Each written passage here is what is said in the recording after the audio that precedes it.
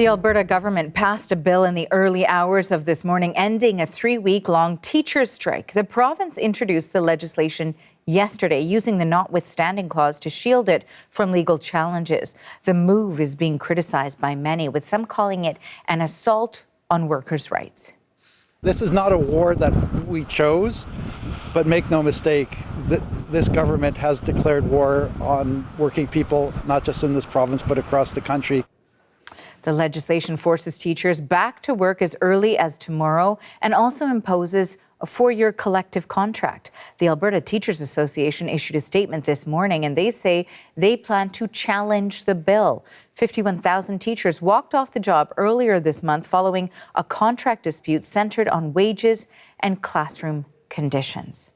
So for more on all of this, I want to bring in my next guest because some Alberta parents are also worried about the legislation.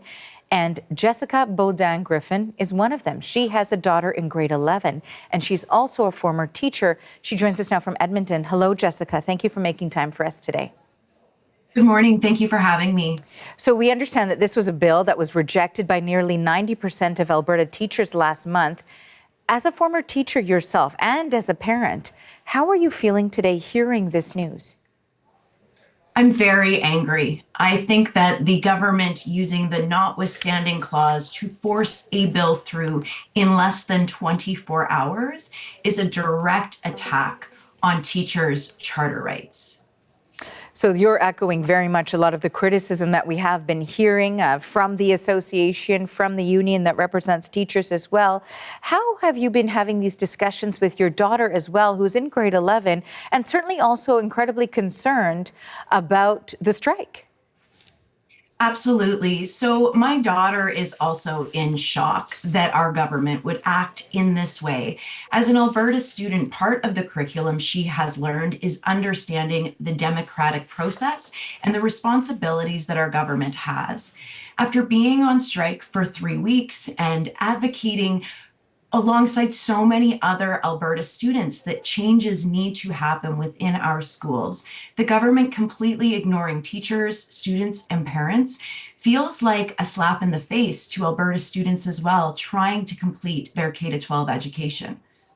In terms of those conditions that we heard, of course, cited as part of what is currently of contention when we talk about those negotiations that were, of course, ended with the back to work legislation. So classroom conditions, wages are some of the top focuses here. Can you tell me more about the conditions and what they're like, what the concerns are? Absolutely. So my daughter's school is already over capacity, and we know by next year, Edmonton Public School Board, which is the district that we attend, will be at 100% capacity, meaning that there is no more room for any new students. This impacts my daughter as she tries to travel from class to class in congested hallways that could actually pose quite a safety and fire risk, as well as within her classes, class sizes of over 35 to 45 students at a high school level. How does this allow students to get that one-on-one support they need from teachers? From a teacher standpoint, how do teachers accurately assess that many students when we still haven't even addressed the reality of complexity and the diverse needs that teachers need to support in our classes?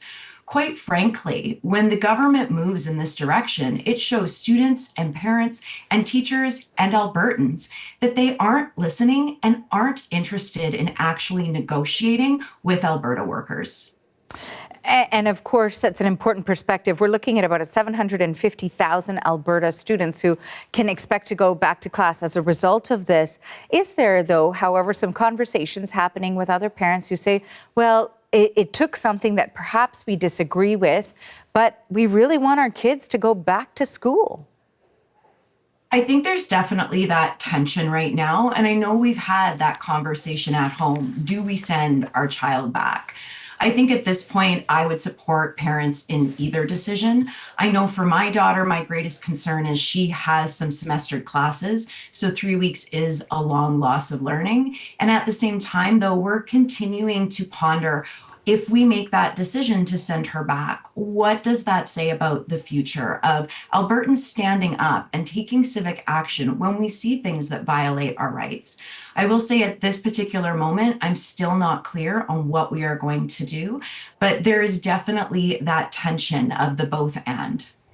And certainly your daughter is one of the students. There's so many too. I'm wondering if you've had any chance to hear what her peers might be feeling, because often in these cases of job action strike to do with schools, students get caught in the middle. Absolutely. And I have heard from a few of her peers. I think one of their greatest concerns is they know how stressed their teachers were before the strike even began.